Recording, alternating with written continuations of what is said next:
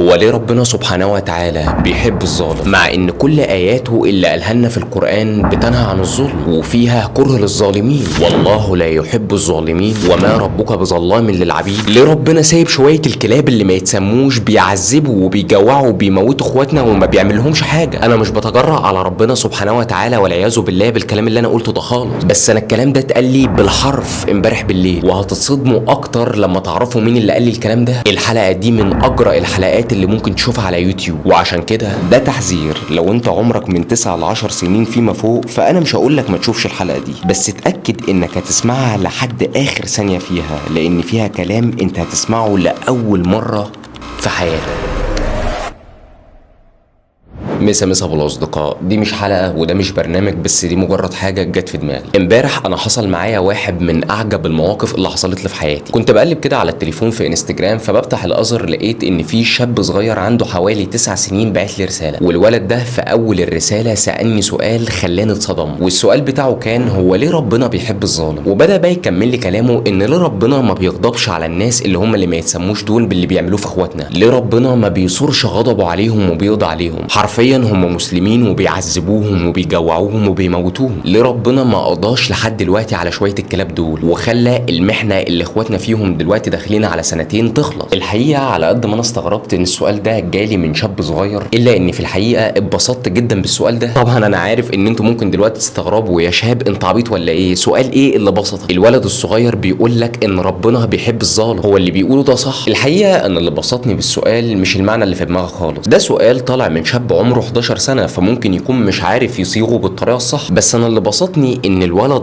اصلا سال السؤال ده. حرفيا في شباب في سنه كتير ممكن ما يجرؤوش ان هم يسالوا سؤال زي ده، خصوصا ان بعض الناس طريقتها بتروج ان مش كل الاسئله ينفع نسالها، وان موضوع الدين ده شائك جدا. انا طبعا معاك في ان موضوع الدين ده شائك جدا، بس سؤال زي ده ممكن لو الولد خاف يساله يفضل السؤال ده موجود في دماغه، وطبعا بما انه خاف يساله فبالتالي ما سمعش الاجابه، فممكن يحكم على اي موقف مشابه في حياته بالطريقه دي، ان ربنا والعياذ بالله بيحب الظالم. وعشان كده انا قلت للشاب ده اني هجاوب عليه في الحلقه دي، وبرضه يكون اجابه لكل الناس اللي السؤال ده جه في دماغها الفتره الاخيره. ليه ربنا سايب اخواتنا يحصل فيهم كده؟ وليه ربنا مع انه قادر انه يقضي على اللي ما يتسموش دول سايبهم بيعملوا كده؟ هل ده معناه ان ربنا بيحب الظالم ولا احنا اللي فاهمين غلط؟ كل الاسئله دي انا هجاوب عليها في الحلقه دي، وكمان هثبت لك ان ربنا عارف ان ممكن حد يسال نفس السؤال بالطريقه دي.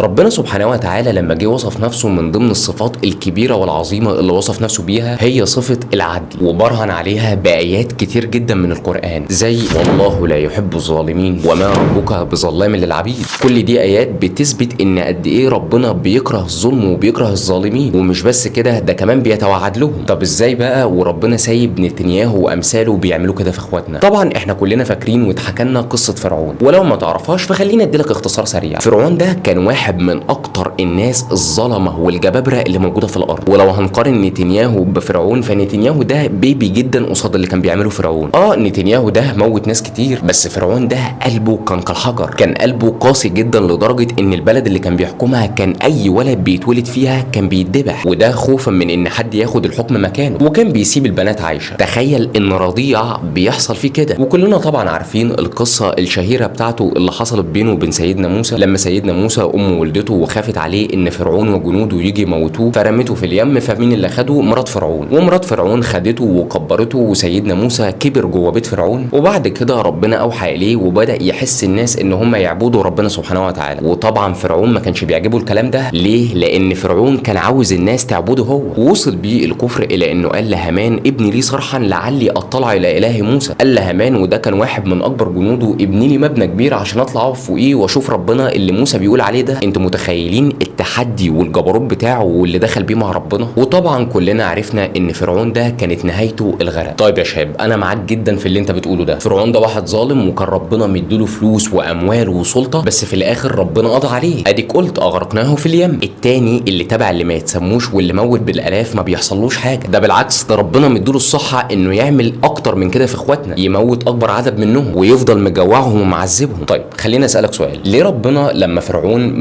موت اول واحد مثلا او ذبح اول طفل اتولد في المكان اللي هو كان بيحكمه، ليه ربنا ما خدش منه كل حاجه ساعتها؟ يعني كان خد منه فلوسه وملكه وكل حاجه وكان خسف بيه الارض، ليه ربنا ما عملش كده؟ هل ربنا حابب ان عباده المظلومين اللي ما عملوش اي حاجه يحصل فيهم كده؟ الاجابه المنطقيه لا. طب ليه ده بيحصل؟ الموضوع كله ليه نظرتين، نظره من جهه الظالم ونظره من جهه المظلوم. خلينا الاول نبص للموضوع من نظره جهه الظالم. الموضوع كله عند الظالم بيتلخص في كلمه واحده وهي الاستدراج. سنستدرجهم من حيث لا يعلمون واملي لهم ان كيدي متين. الكلام ده طيب معناه ايه؟ الكلام ده معناه ان ربنا بيقول على الظالم ان ممكن ربنا يديه النعم وكل انواع النعم اللي تتخيلها، فلوس ونفوذ وسلطه، ويبان انه ناجح جدا. بس السؤال بقى، هل ده ربنا بيديهوله حبا فيه؟ ربنا ما بيديش حد حاجه حبا فيه الا لو كان الشخص ده بيطيعه، بيمشي مظبوط على الكلام اللي ربنا قاله له. انما ده شخص فاجر بيفجر في الارض وبيعصي كل كلام ربنا، فربنا لما بيديه هنا بيكون من باب الاستدراج. يعني على سبيل المثال، وطبعا لله المثل الاعلى، انت دلوقتي نفترض ان انت عندك شركه وعندك موظف قليل الادب وبيشتم كل زمايله في الشغل، وانت بتتلكك له عشان تمشيه. فانت كل اللي بتعمله انك مش بتروح تعاتبه، انت بتقعد تحوش له وتحوش له وتحوش له وتحوش له، ما يشوفش شغله ماشي، يشتم زمايله ماشي، يعمل كده ماشي، بل وكمان انت ممكن تهيأ له الظروف الى ان هو يفجر اكتر، عشان لما تيجي تعاقبه او تواجهه بكل ده يبص لك وما يعرفش يعمل حاجه، وساعتها انت اي عقاب هتعمله له هو هيكون قليل عليه. وده بالظبط اللي ربنا بيعمله مع الظالمين، نتنياهو، فرعون، امثالهم كلهم. ان ربنا سبحانه وتعالى عارف ان الناس دي بتفجر في الارض، بتعصي اوامره، بيسفكوا الدماء، بيموتوا الناس، بيعذبوهم وبيجوعوهم. ربنا من حكمته يوم ما يحب يعاقبه ما ياخدوش كده على طول، لان هنا هيبقى عذابه قليل. ربنا يفضل يستدرجه، يديله فلوس، يديله نفوذ، يهيأ له كل الاجواء اللي تخليه يعمل كده عشان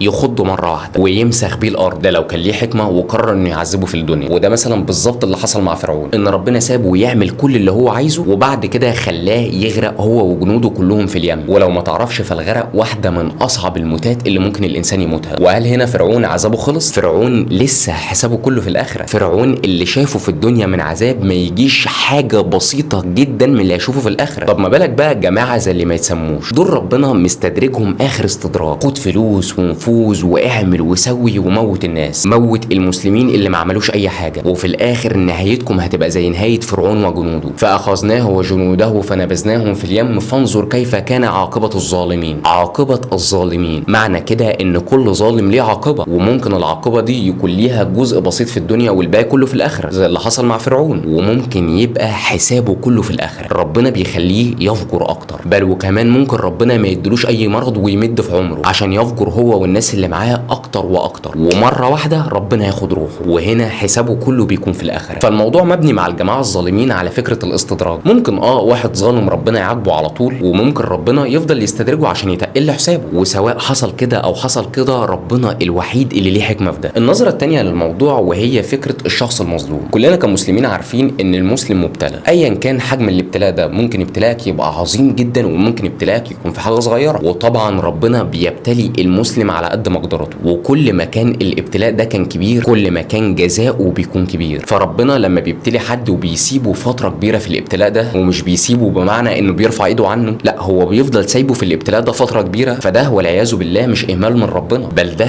اختبار ورفع درجات عند ربنا. ربنا بيبتلي وبيكون منتظر من العبد المسلم الى ان هو يصبر، عشان ربنا عايز يجازيه، حتى لو الابتلاء ده ممكن يكون موته، ممكن يكون انه يتمثل بيه هو وعيلته، ممكن تكون حاجات صعبه جدا انا وانت ما نقدرش نتحملها. انا وانت ممكن يكون ربنا ابتلانا ببعض الحاجات البسيطه. في ناس والله العظيم بتبتلى ابتلاء احنا ما نقدرش نشوفه، مش هقول لك نتحمله، ومع ذلك الناس دي بتستحمل، وربنا بيكون مديهم القدره الى ان هم يستحملوا، وبيكون اجرهم في الاخر عظيم. حتى تلاقي ربنا سبحانه وتعالى في سوره القصص قال: ونريد ان نمن على الذين استضعفوا في الارض ونجعلهم ائمه ونجعلهم الوارثين. فربنا فيما معناه بيقول لنا ان حتى لو الناس دي اتظلمت فجزاهم كله في الاخره، والاخره خير وابقى. احنا عايشين في حاجه اسمها الدنيا ملهاش اي لازمه. فتخيل لما ربنا يوعدك بالحاجه اللي دائمه والحاجه اللي تعتبر اللي كلنا بنسعى لها في الدنيا، بيديها لك على طبق من ذهب، بيقول لك خد، بس الشرط انك تستحمل الابتلاء ده وتصبر وما تقولش ليه. فالموضوع كله ان ربنا ما بيحبش الظالم ولا حاجه، بل بالعكس ربنا في كل اياته اللي قالها في القران الكريم بيكره الظالم جدا جدا جدا، وهيكرم الناس اللي اتظلمت جدا جدا جدا. بس احنا اللي بنبص بنظرنا المحدود، ما نعرفش ان الظالم ربنا بيخليه يجحد بظلمه عشان يستدرجه، وما نعرفش ان المظلوم ربنا بيزود عليه ظلمه عشان يديله الاجر الكبير في الدار الاخره. احنا ما نعرفش اي حاجه، احنا بنحكم